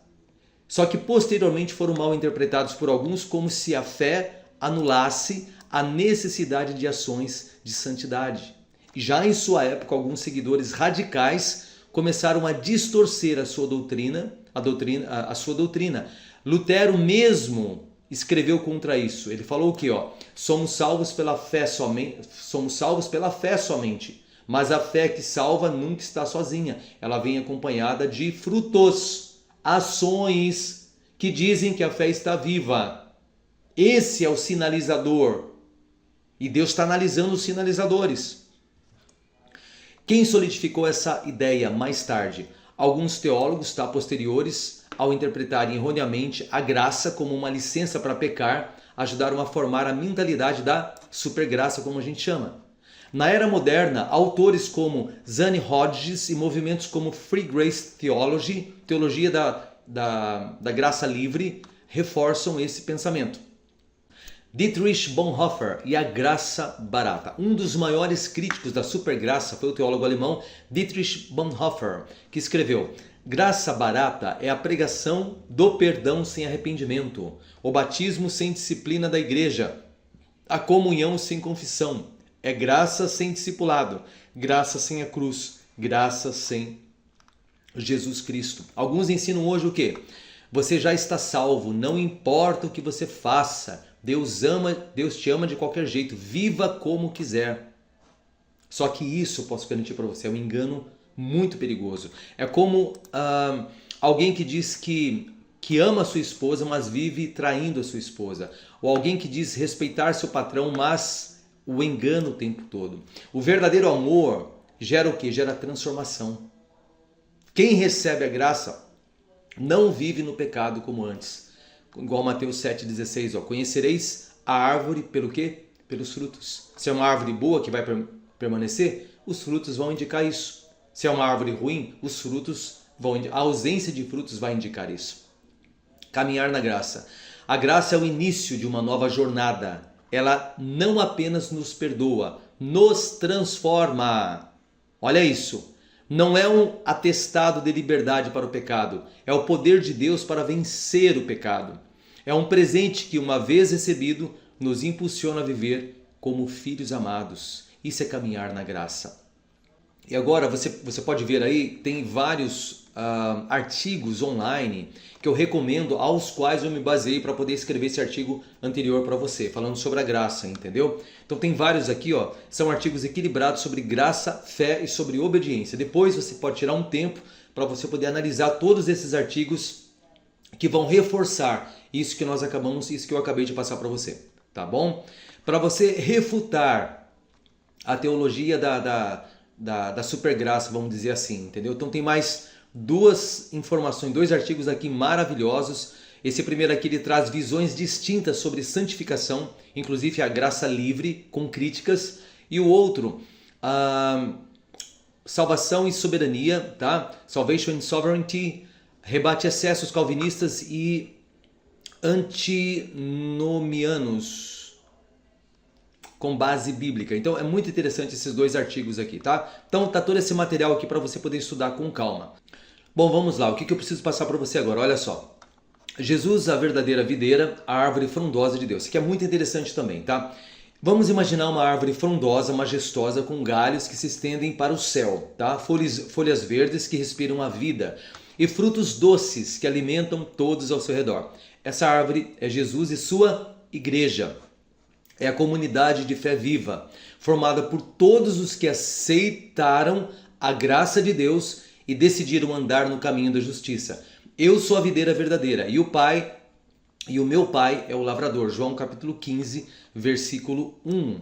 Olha só isso daqui, Deixa eu até colocar aqui. Isso, deixa eu pintar isso daqui. Essa árvore não está solta no ar, como alguns acreditam. Ela tem raízes profundas. E agora que você vai ficar fascinado.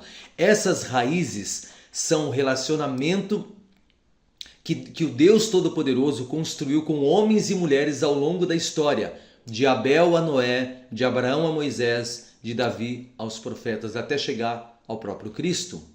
As raízes, a história de fé e a obediência. Antes mesmo da cruz, Deus estava escrevendo uma história e ele começou a plantar as raízes da sua aliança. Com Abel, ofereceu a Deus um sacrifício agradável, Gênesis 4:4. Noé fez o quê? Andou, achou graça diante do Senhor, foi obediente, Gênesis 6, versículos 8 e 9. Abraão, com quem Deus fez uma aliança eterna e disse: em ti serão benditas todas as nações da terra. Gênesis capítulo 12, versículo 3. Essas raízes representam a confiança, a obediência, olha isso, e o relacionamento pessoal com Deus. E Deus escolheu a nação de Israel como povo que carregaria essa história, com leis, promessas, profecias e esperança. Mesmo que Israel tenha sido disciplinado muitas vezes, a gente sabe disso, porque eles pisaram na bola, certo? Deus nunca rejeitou a nação de Israel completamente, nunca foram rejeitados. Alguns só quando falam sobre os judeus já torcem o nariz, quando falam sobre os israelitas. Mas não é assim. Romanos 11, 29, ele falou assim, todos, porque os dons e a vocação de Deus são irrevogáveis. Aquilo que ele falou em relação a Israel é irrevogável, ele escolheu eles e separou e falou que as nações da terra seriam abençoadas por meio de Israel. Olha que sério. O tronco e os galhos, Jesus e a sua igreja. Vamos entender agora alguns outros detalhes. Então, em meio ao tempo perfeito, brotou o broto prometido. Isaías 11:1, olha só, olha que interessante esse texto. Do trono de Jessé sairá um rebento, e das suas raízes um renovo frutificará. Esse rebento, quem que é? Esse renovo é Jesus, o Messias. Olha isso, o ungido de Deus, o filho de Davi, herdeiro das promessas feitas a Abraão. Por meio dele, a árvore floresceu. Agora os gentios, não os judeus, foram enxertados nessa árvore. Deu para você entender? Então Jesus, ele começou a base com a nação de Israel mesmo. Então ele e a sua igreja, uma árvore com frutos. Mas olha que interessante, isso tinha uma base, raízes, que é o que a gente vai ver agora, daqui para frente. Mas Paulo nos lembra, tu fostes enxertado em lugar deles e te tornaste participante da raiz e da seiva da oliveira. Não te glories contra os ramos naturais. Romanos 11, 17 e 18. Portanto, a igreja verdadeira não é algo novo, desconectado de Israel. Percebe isso? Ela é o cumprimento das promessas feitas a Israel. Não é um plano B, é o plano eterno de Deus. Os frutos, nova vida, obediência e justiça. Aqueles que estão ligados à videira, Jesus, produzem o quê? Frutos verdadeiros, é automático. Amor, justiça, bondade, santidade, obediência aos mandamentos morais de Deus. Agora é isso. Não somos salvos por obras, ponto. Isso é importante deixar muito claro aqui. Mas somos salvos para boas obras, é diferente. Porque fomos criados, olha o texto de Efésios 2:10, porque fomos criados em Cristo Jesus para boas obras. Essas obras refletem as leis de moral de Deus, os 10 mandamentos que são eternos e escritos não em tábuas de pedras, mas nos nossos corações. Hebreus 8:10 diz assim, porei as minhas leis no seu entendimento, em seu coração as escreverei. Quais são os 10 mandamentos, Ronaldo? Então vamos lá. Jesus nunca anulou os 10 mandamentos morais de Deus. Pelo contrário, ele os resumiu, os elevou ao seu pleno significado. Vamos ver isso em duas partes. Primeiro, eles estão em Êxodo capítulo 20, versículos 1 a 17. Os primeiros 4, olha só que interessante. Não terás outros deuses diante de mim. Primeiro mandamento. Ele é único. Não farás para ti imagem de esculturas, nem de que há na terra, nem de cá no céu. Não há necessidade disso. Não tomarás o nome do Senhor teu Deus em vão. E o quarto, Lembra-te do dia de sábado para o santificar. É um dia sagrado. Esses 4 estão resumidos em amar a Deus sobre tudo.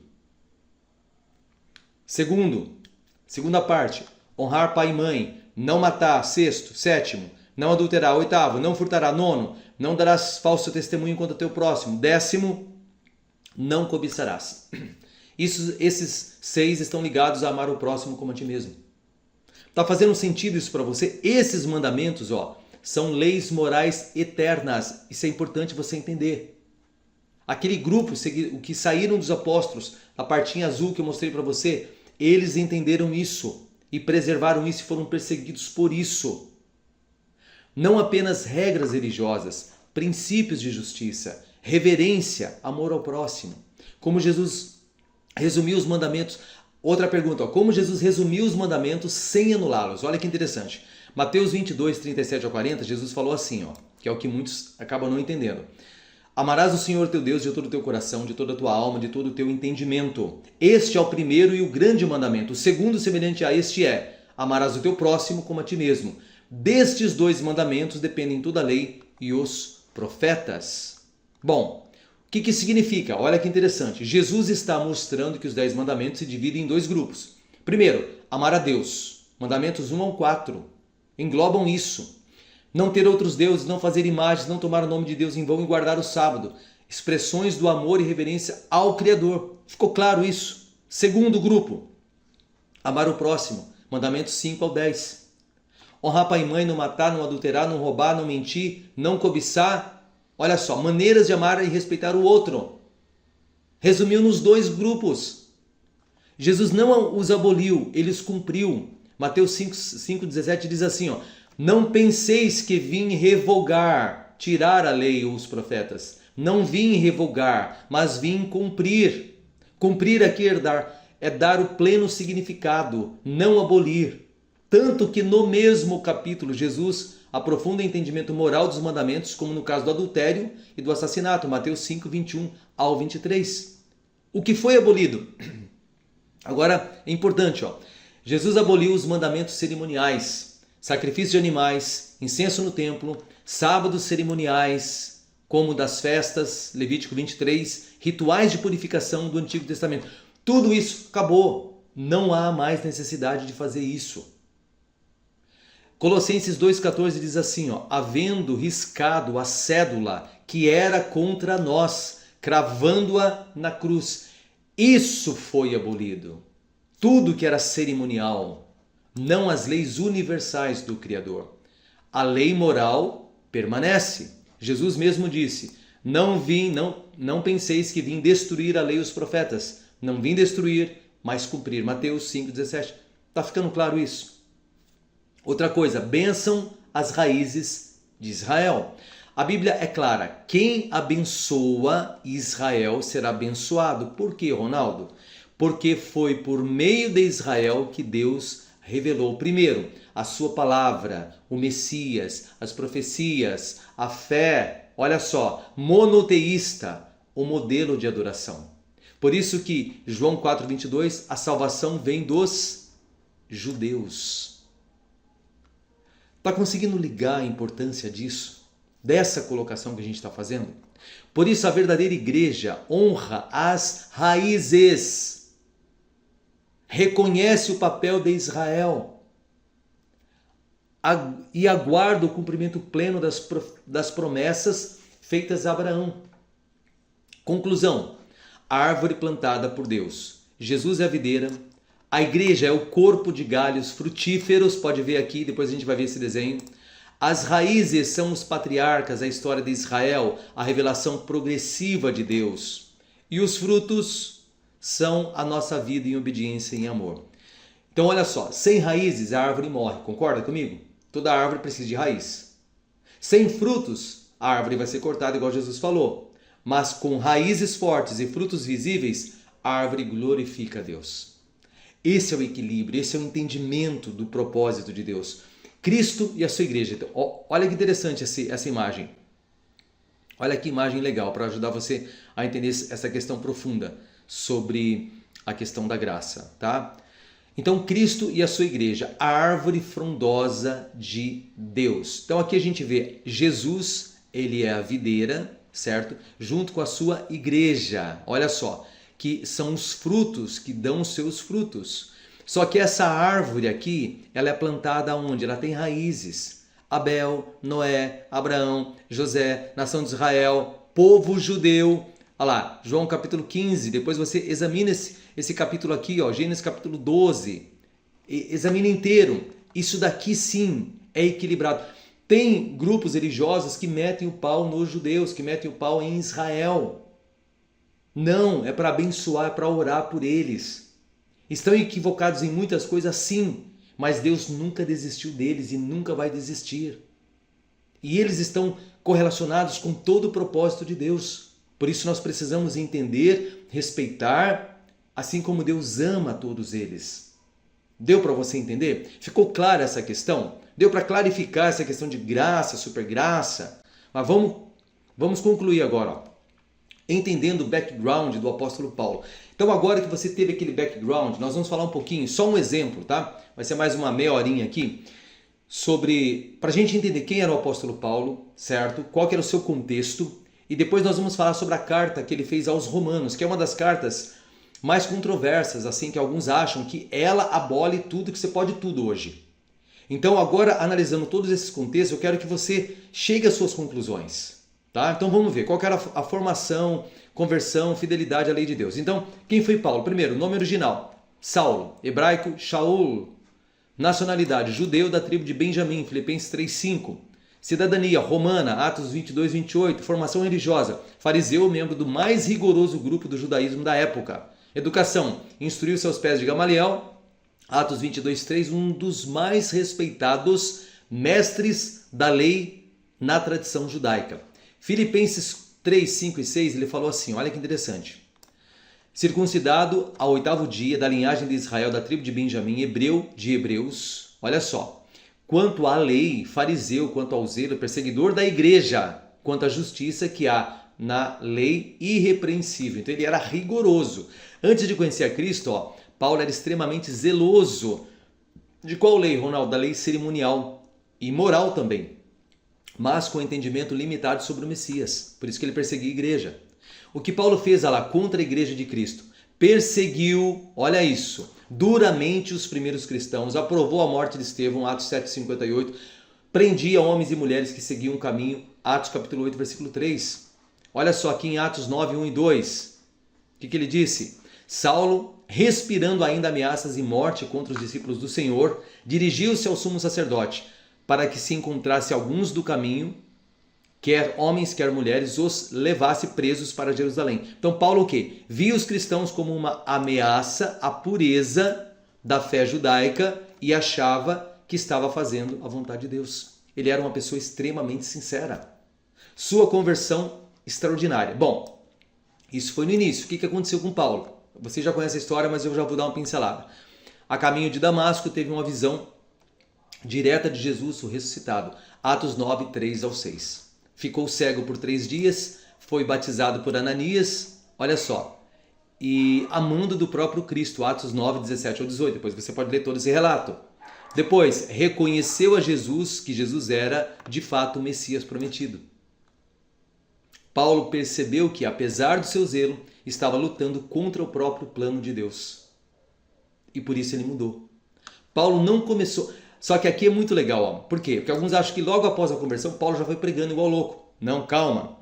Paulo não começou a pregar imediatamente. Primeiro, após a sua conversão, não foi imediatamente a Jerusalém para estar com os apóstolos. Não foi. Foi para onde? Foi para a Arábia. Ficou lá por cerca de 3 anos em preparação e reflexão, para depois iniciar seu ministério. Gálatas 1, 17 ao 18. Esse período foi fundamental para quê? Para que ele entendesse plenamente o Evangelho à luz das Escrituras hebraicas. É isso que alguns acham, não, porque Paulo era diferente dos apóstolos, porque o próprio Cristo passou o Evangelho para ele. Claro que passou, mas os outros apóstolos receberam do próprio Jesus em pessoa física. O apóstolo Paulo também recebeu o Evangelho de Jesus, certo? Só que como pessoa glorificada. Mas é o mesmo evangelho, não eram evangelhos instruções diferentes que Paulo recebeu dos apóstolos, de forma alguma. Gálatas 1, 15 ao 18 diz assim, ó: mas quando aprouve Deus revelar seu Filho em mim, olha, não consultei carne e sangue, nem subi a Jerusalém para os que já eram apóstolos antes de mim, mas parti para a Arábia e voltei outra vez a Damasco.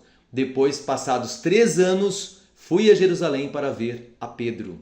Então, Paulo teve o quê? Teve um período de reclusão para ser preparado diretamente por Deus, mas sempre respeitou e reconheceu a liderança dos apóstolos. Ele não agia de forma independente. Os seus escritos não divergiam dos escritos dos outros apóstolos. Paulo não recebeu um evangelho diferente. Olha só, Paulo não pregava um evangelho diferente dos apóstolos de Cristo. Recebeu a mesma mensagem do evangelho que Pedro, Tiago, João e os outros anunciaram. Ele mesmo buscou a confirmação da liderança da igreja em Jerusalém. Gálatas 2:2, ele falou aqui, ó: subi por uma revelação e lhes expus o evangelho que prego entre os gentios, mas em particular aos que tinham mais influência, para que de maneira alguma não corresse, olha só, ou tivesse corrido em vão. Paulo buscou a unidade com os demais apóstolos, respeitou sua autoridade e trabalhou em harmonia com eles. Ponto 6. A relação de Paulo com a lei de Deus. Então Paulo compreendeu após a sua conversão a diferença entre leis cerimoniais, circuncisão, rituais, festas simbólicas, certo? Cumpridas em Cristo, e a lei moral, os 10 mandamentos, que continuava válida como expressão do caráter de Deus.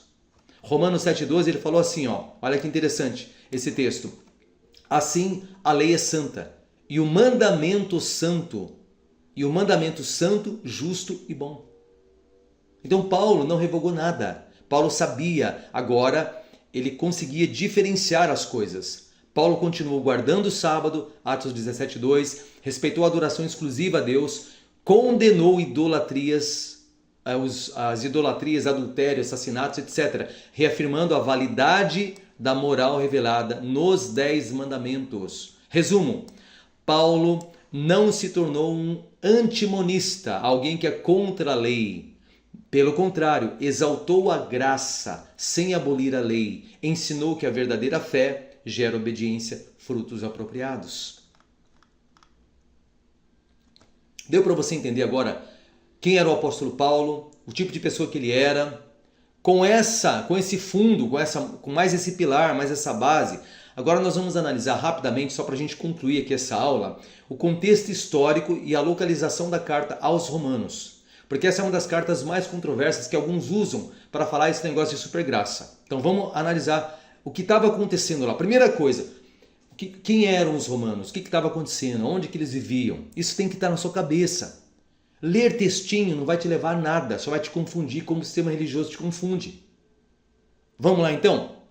Bom, localização. Roma, a capital do mundo antigo. No tempo de Paulo, cerca de 57 depois de Cristo, Roma era a metrópole mais poderosa do mundo. Uma cidade de cerca de 1 milhão de habitantes. Olha isso. Algo colossal para a época. Centro político, militar, cultural e econômico do Império. Reduto de centenas de religiões e filosofias misturadas. Era um sincretismo, era uma bagunça. Religiões em Roma. Paganismo oficial, culto aos deuses romanos e imperadores. Cultos orientais, como o culto de Ísis e Mitra. Comunidades judaicas bem estabelecidas, Atos 2:10, menciona romanos presentes em Pentecostes. Está entendendo o fundo histórico? Vamos lá. A igreja cristã ali era relativamente jovem e diferente das outras cidades onde Paulo plantara igrejas, em Roma, a igreja não foi fundada diretamente por Paulo. Ela provavelmente surgiu de judeus convertidos em Jerusalém que voltaram para Roma. Quem formava a igreja? Agora, olha isso, presta atenção. Ela era uma congregação mista, composta de cristãos judeus, crentes que vieram do judaísmo, conhecedores da Torá, da lei de Moisés. Ok. E por quem mais, Ronaldo? Cristãos gentios, convertidos nas religiões pagãs que não tinham tradições da lei. Esses dois grupos. Agora vai vendo o que aconteceu. Em 49 depois de Cristo, o imperador Cláudio expulsou os judeus de Roma. Então eles saíram, aqueles judeus. Inclusive os cristãos judeus, como Áquila e Priscila, em Atos 18:2. Durante esse tempo, os gentios assumiram o comando da igreja. Só que em 54, alguns anos depois, Cláudio morreu e os judeus começaram a voltar. O que aconteceu? Tensão inevitável. Os judeus cristãos queriam retomar práticas tradicionais, sábados, dietas, festa, tudo aquilo que era praticado anteriormente. Só que os gentios se acostumaram a uma fé mais livre, sem esses rituais. Qual foi o resultado? Uma brigaiada lá, vamos dizer assim. Igreja dividida. Orgulho espiritual dos judeus, por quê? Somos o povo da aliança. E desprezo dos gentios. Agora tudo é pela fé. Vocês são ultrapassados. Era esse o problema que estava acontecendo. Esse era o contexto que Paulo chegou para escrever a carta dele. Era como se uma orquestra tentasse tocar, olha só que lindo isso daqui, ó. Era como uma orquestra que tentasse tocar sem maestro. Cada grupo seguia o seu próprio ritmo. Ou ainda imagine dois rios diferentes que de repente são forçados a se unir. Um é calmo, regrado, os judeus, o outro impetuoso e livre, os gentios. Quando se encontraram, as águas revoltaram-se, antes de acharem um novo curso harmonioso. Então, eu tenho certeza que se você está acompanhando, já mudou a sua cabeça. Você já agora começa a enxergar diferente as palavras de Paulo. O que Paulo quis fazer ali? Então vamos lá. O que ele quis fazer? Não, o que ele fez. O objetivo da carta aos Romanos. Paulo escreveu para apresentar o evangelho completo da forma profunda e sistemática. Romanos 1, do 16 ao 17. Não é que ele recebeu um evangelho diferente dos outros apóstolos. Não! Era para trazer clareza, a consciência, para eles organizar as coisas. Segundo objetivo, unificar judeus e gentios numa só fé. Estava uma brigaiada, tinha que se unir. Terceiro, explicar como a graça e a fé não se anulam, mas exaltar a santidade de Deus sempre. Quarto ponto, preparar o terreno para uma futura visita missionária. Romanos 15, 23 e 24. Então em Romanos, Paulo é um engenheiro, vamos dizer assim, um engenheiro espiritual, desenhando com precisão a fundação sobre a qual a igreja deveria se firmar. Ele foi mostrando um ponto de equilíbrio ali, tanto para aqueles gentios que faziam parte da congregação, como para os judeus que estavam ali querendo ainda viver o passado, sem levar em consideração agora a nova realidade da igreja, que era composta por humanos, por gentios que foram enxertados na mesma raiz israelita, de Israel, dos judeus. Ficou mais claro isso? Com isso em mente, olha só, vamos ver então só 3 exemplos de versículos que o povo usa para tentar desvirtuar tudo. Então vamos lá, essa questão da graça e supergraça.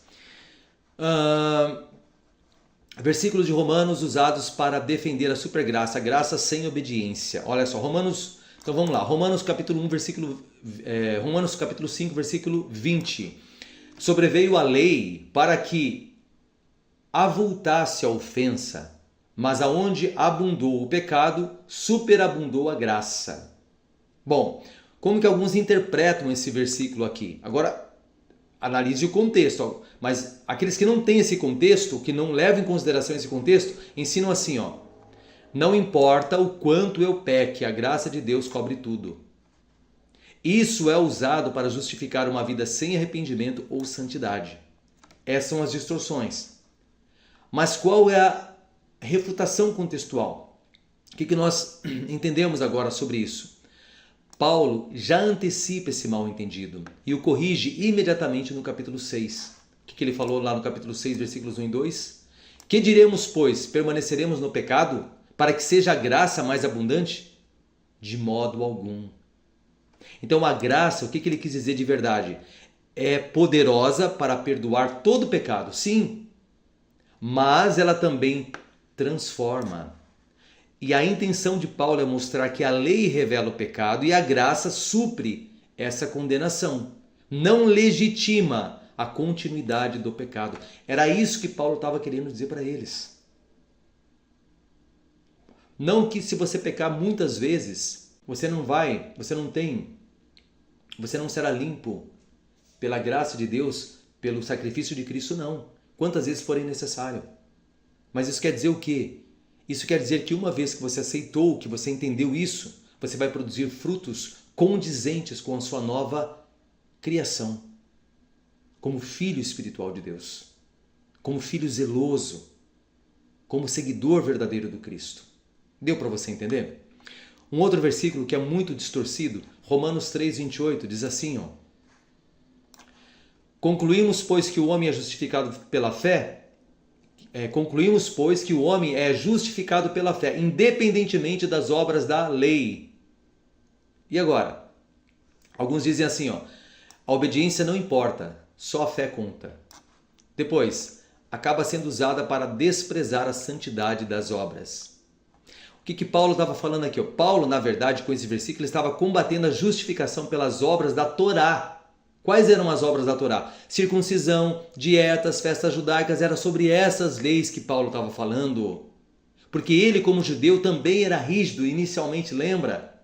Que queria viver aquilo e não estava entendendo que Cristo estava presente, que aquilo tudo havia sido abolido. Ele não está excluindo uma vida de justiça, mas as obras como mérito de salvação. É o que ele falou em Romanos 3, ó. Anulamos, pois, a lei pela fé? De maneira nenhuma. Antes confirmamos a lei pela fé. A salvação, então, é pela fé em Jesus Cristo, mas essa fé resulta em frutos da justiça. Lembra daquele desenho que nós mostramos? A árvore cheia de frutos. É normal, é natural. Tiago, capítulos 2, versículos 17 ao 26. Paulo e Tiago se contradizem, não se contradizem. Ó. A fé genuína gera obras genuínas. E o terceiro texto, versículo, muito distorcido, Romanos 6,14, diz assim, ó, porque o pecado não terá domínio sobre vós, pois não estáis debaixo de lei, e sim da graça. Que eles falam, não estou mais sob a lei, tá vendo? Então posso viver como eu quiser. Essa leitura nega qualquer padrão de conduta. Tanto faz. O próprio versículo afirma que o pecado não terá domínio, ou seja, a graça nos liberta do poder do pecado. Não nos dá liberdade para pecar. É isso que a gente precisa entender. O próximo versículo, versículo 15, que ele diz, e então, havemos de pecar porque não estamos debaixo da lei. Qual lei? Leis cerimoniais.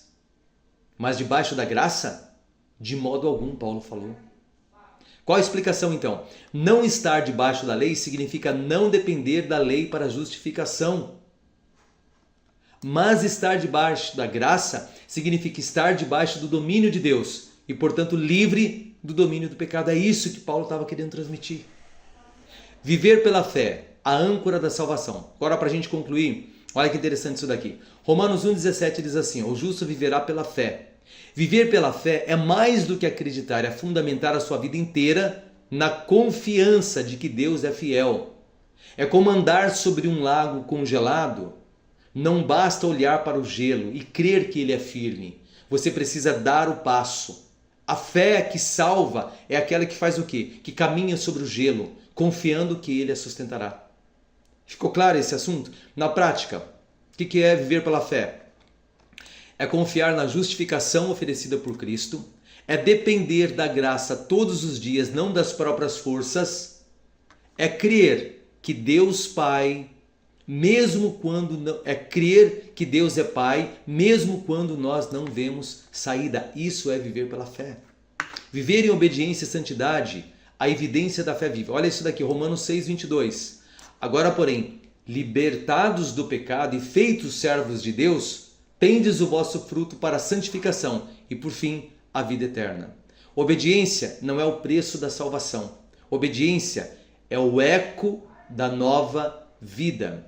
Para pensar, uma árvore saudável não se esforça, grava isso, uma árvore saudável não se esforça para produzir frutos. Ela simplesmente floresce. Por quê? Porque ela está viva. Se não houver frutos, é porque a vida verdadeira não está fluindo por essa árvore. Assim, Paulo em Romanos nos ensina o quê? Somos salvos pela graça mediante a fé. Romanos 5:1. Essa fé não é morta, mas produz obras de justiça, obras de santidade. Romanos 6, 22. As boas obras não são a raiz da salvação, mas o fruto inevitável. E olha que interessante essa imagem aqui, ó. Aqui mostra, né? No ano que Cristo ressuscita, 33, tá vendo aqui, ó? 33, lá em Pentecostes, foi os judeus, olha só, e Roma convertidos, os judeus de Roma convertidos. No ano 40 ao 49, a igreja em Roma, olha só, se firma. No ano 49, Cláudio expulsa os judeus de Roma. Em 54, eles retornam após a morte de Cláudio, tá? 54 ao 57, o que acontece? Os conflitos internos entre judeus e gentios começam. Depois, os judeus retornam após a morte de Cláudio, a gente já falou sobre isso. Depois, Paulo escreve a carta aos Romanos, certo? Quando ele está lá em Corinto. E aí, em 662, Paulo chega preso em Roma. Então esse é todo o contexto para a gente entender toda a confusão que estava acontecendo lá. O que o apóstolo Paulo pensava e o que ele procurou agora ajudá-los para que eles pudessem encontrar o quê? O entendimento correto sobre como adorar a Deus como igreja de Cristo. Ok? Em conclusão, graça é o solo fértil, fé é a semente plantada nesse solo, obediência e santidade, os frutos que crescem, evidência de que a semente está viva. Ficou claro para você? Então vamos fazer um resumo agora de toda essa aula. Burj Khalifa, uma metáfora espiritual. O Burj Khalifa é o prédio mais alto do mundo, é um milagre de engenharia, 828 metros, 163 andares, uma fundação de concreto de estacas que perfuram a terra para garantir estabilidade. Sua grandiosidade não existe por acaso. Por quê? Depende de um planejamento sólido. Qual que é a lição espiritual? Nossa fé em Deus também precisa de uma base inabalável. Assim como o prédio, nossa adoração não resiste sem raízes profundas na verdade bíblica. Sem isso, somos como uma estrutura frágil, abalada por ventos de falsas doutrinas. Falamos sobre o que também? Sobre a graça e o engano da supergraça. Muitos hoje acreditam que ao aceitar Jesus, tudo está liberado. Uma vez salvo, salvo para sempre. Mas isso é um equívoco perigoso. Por quê? A graça não é um cheque em branco para pecar, mas um convite para a transformação. Graça é dom, não é licença. A salvação é gratuita, mas exige resposta de amor, de obediência. Efésios 2, 8 e 9. A fé sem frutos está morta. Jesus alertou, nem todo que me disser Senhor, Senhor entrará no reino, senão aquele que vive a vontade de Deus. Mateus 7, 21 a 23. E por último, a lei e graça se complementam. Os 10 mandamentos não foram abolidos sob a expressão do amor de Deus e ao próximo. São, na verdade, a expressão do amor de Deus e ao próximo. Mateus 22, 37 ao 40. Outro ponto importante aqui, ó, a armadilha da supergraça. Essa ideia, pregada por alguns como graça livre, distorce o evangelho. É como dizer que um casamento permite a traição porque o amor já foi garantido. A verdadeira graça liberta do pecado para uma nova vida, não em pecado. Para uma nova vida não em pecado. Romanos 6, 1 e 2. Paulo, embora enfatizasse a salvação pela fé, jamais defendeu a desobediência à lei. Ele falou, a lei é santa, um mandamento santo, justo e bom. Romanos 7, 12. E por último, a árvore da vida, raízes e frutos que a gente analisou. Jesus é a videira verdadeira. João 15, 1. Nossa fé é como uma árvore. Raízes, a história de Israel. Aliança, os patriarcas, tudo apontando para Cristo. Frutos, obediência, amor, justiça. Sem frutos, a morte espiritual. Mateus 7, 19. Isso é muito sério. Qual que é a conclusão então? O Burj Khalifa se mantém firme por sua base. Nossa fé, por sua vez, só resiste se estiver enraizada em Cristo, a verdadeira rocha. A graça não é um tapete para esconder pecados, mas um farol que ilumina o caminho de santidade. Como disse Bonhoeffer, graça barata é perdão sem arrependimento. A graça verdadeira muda vidas, porque quem está em Cristo é nova criatura, segundo a carta de Paulo aos Coríntios, capítulo 5, versículo 17. Pergunta final agora que eu gostaria de fazer para você. Sua fé é um arranha-céu com raízes profundas ou uma casa na areia que desmoronará na primeira tempestade? Ronaldo, eu quero fazer o discipulado, eu quero entender para que eu possa realmente tomar uma decisão, me batizar em um nome de Jesus, que você vai ver também sobre essa questão do batismo no nome de Jesus. Se você quiser, é só você acessar aqui, ó, o discipulado da Igreja de Deus, tá? Você vai encontrar o site, tá aqui. Clicou aqui, já vai abrir para você. Ali você vai ter todos os áudios e todo o material de apoio em PDF para que você possa fazer. Você pode fazer sozinho mesmo. Concordo, uma vez que você entendeu e estiver em harmonia, entre em contato com os irmãos da Igreja de Deus, irmão Flávio, ou outro irmão que você tiver acesso. Eles vão ajudar você então na questão da preparação para o seu batismo. Basicamente funciona dessa forma, tá? Tá aqui o canal do evangelista Flávio. Você pode acessar esse canal lá, tá? Que é o Caminho Estreito, canal de evangelismo, profecias e transmissões ao vivo de estudos bíblicos, pregando o evangelho do reino e doutrinas bíblicas de salvação. Também tem o canal do Caminho Estreito, canal do irmão Gilberto, tá? Voltada para estudos bíblicos fundamentados nas escrituras, sem influência de denominações religiosas. Zero influência, só Bíblia, estudo histórico, é algo maravilhoso. Pode acessar lá que você vai ter todas as informações também, ok? Muito bem, agora nós chegamos então nas perguntas de recapitulação, tá? Primeira pergunta, por que foi importante para você analisar o tema Burj Khalifa e o arranha-céu espiritual? Coloca o que você achou. Depois, conseguiu assistir todo o material como verdadeiro pesquisador de forma imparcial ou teve dificuldades em assistir a aula dessa forma? Coloca também o que você sentiu. Terceira, como essa aula mexeu com você? Se sentiu incomodado ou desconfortável com o que você ouviu sobre o Burj Khalifa e o arranha-céu espiritual? Coloca aí. Quarto, quais foram seus insights? O material ajudou você a responder algumas daquelas 21 questões mencionadas no início do treinamento no módulo 1? Ou alguma coisa que você estava em dúvidas e agora ficou claro para você? Então coloca aí também, beleza? Uma outra coisa, se você quiser apoiar financeiramente esse trabalho que eu estou realizando, tá? A minha chave Pix está aí, é só você escanear e fazer a contribuição que você desejar. Será muito bem-vindo para que eu possa também usar isso para poder continuar promovendo conteúdos como esse que eu estou liberando para todas as pessoas. Ok? Te agradeço antecipadamente. Vamos lá. Bom, então, o que nós concluímos esse módulo, certo? Concluímos esse módulo 2 e agora eu vou dar uma prévia para você em relação ao módulo 3, o que você vai ter no próximo módulo, tá? Então, na aula 1 do módulo 3, nós vamos fazer uma jornada, começar uma jornada de adoração contínua. Agora vai ser do dilúvio até Jesus Cristo, o descendente da mulher. Primeira aula, a jornada de adoração continua, do dilúvio até Jesus, o descendente da mulher. Depois, matrix de pensamento satânico versus matrix de pensamento de Deus. Dois modelos de pensamento. Se você não entender, a chance de você ser enganado pelo sistema religioso é muito grande. Terceira aula, mergulhando nas profundezas de Babilônia, crenças, rituais, deuses, feitiçaria e influências no mundo todo até hoje.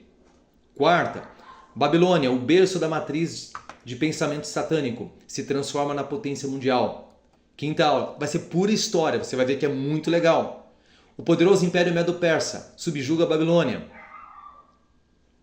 E o que ele foi implantando ali. Próxima aula, o poderoso Império Grego, sua influência nas culturas e religiões do mundo inteiro. Sétima aula, o poderoso Império Romano e o fim do Império Grego. É muito interessante isso. Oitava aula, filósofos e pensadores, influências de autoridade para a matrix de pensamento satânico. Aí começa toda a confusão. Começa não, mas aí se potencializa todo o engano que já vinha sendo construído da impressão digital de Satanás sobre a adoração. Aula 9. A origem do termo pagão e gentios na história da Bíblia. Uma jornada através do tempo e da diversidade religiosa, que é muito interessante. Hoje em dia as pessoas praticam muito paganismo, sem saber que é paganismo disfarçado de medicina da natureza, disso, daquilo, da mãe natureza e de muitas coisas assim. Você vai ver que é muito sério, as pessoas não têm noção das suas raízes. Por isso a gente vai buscar nas raízes para você entender o que está sendo feito hoje. Em nome da medicina, em nome da saúde, em nome do bem-estar, em nome de um monte de coisa. E as pessoas se esquecem. E aí misturam com panteísmo, misturam com Deus é a energia, misturam com um monte de coisa. E vira uma confusão só. 10ª aula. Compreensão mais profunda sobre o descendente da mulher e o descendente da serpente. Então, esse próximo módulo, embora são 10 aulas, mas serão 10 aulas densas. O módulo 2 nós tivemos 19 aulas. O módulo 3 nós vamos ter 10, mas vão ser de pura história. Porque daí você vai estruturando a sua mente para entender os dois modelos de pensamento. Ou as duas impressões digitais, só que daí nós vamos usar modelos de pensamento. Ok? Então, eu te convido, se você já chegou até aqui, se você não estudou o material densamente, estuda. Porque todo o conteúdo ele é cumulativo. Se você perder o próximo, se você perder alguns dos conteúdos, você vai ter mais dificuldades para você assimilar as informações que serão compartilhadas depois. Ok? E por último, os lembretes, se você quiser essa apostila, embaixo dessa aula aí vai ter o quê? Vai ter um link lá da Eduz para você poder baixar. Compartilha isso com seus amigos, colegas, pessoas que você acha que vão tirar proveito. Vai ser maravilhoso a gente poder levar isso junto para outras pessoas. E se quiser fazer parte do grupo do Telegram, vai estar o link dentro do portal da Eduz também.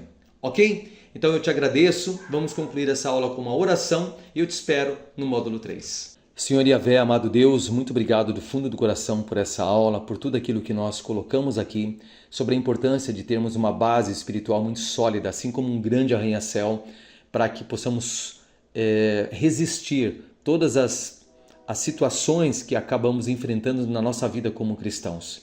Que o Senhor ajude, Pai, cada pessoa conectada aqui, cada estudante, cada pessoa que ama a sua palavra, que possa ter entendido essa diferença, a importância de desenvolver essa base, a importância de analisar os contextos, como nós analisamos a questão da graça, o que é essa super graça, a questão de analisarmos, por exemplo, os pregadores como o apóstolo Paulo, como um grande missionário, qual foi a sua formação, o que ele pensava, depois a carta aos Romanos, qual foi o contexto, depois, para que possa ficar claro mesmo o que ele quis dizer com determinadas expressões que na verdade não refletem o que muitas pessoas estão ensinando hoje. Que os 10 mandamentos estão ativos, que o Senhor colocou leis universais desde o início da humanidade até agora e vai ser por toda a eternidade. Por isso, ajude, Pai, com teu poderoso Espírito, atuando no coração de cada pessoa que estiver presente nessa aula, para que possa perceber a pureza e o poder da tua sã doutrina na vida de um ser humano. Muito obrigado de coração. Proteja a vida de cada pessoa aqui. E é no nome de Jesus que nós nos expressamos de coração. Amém.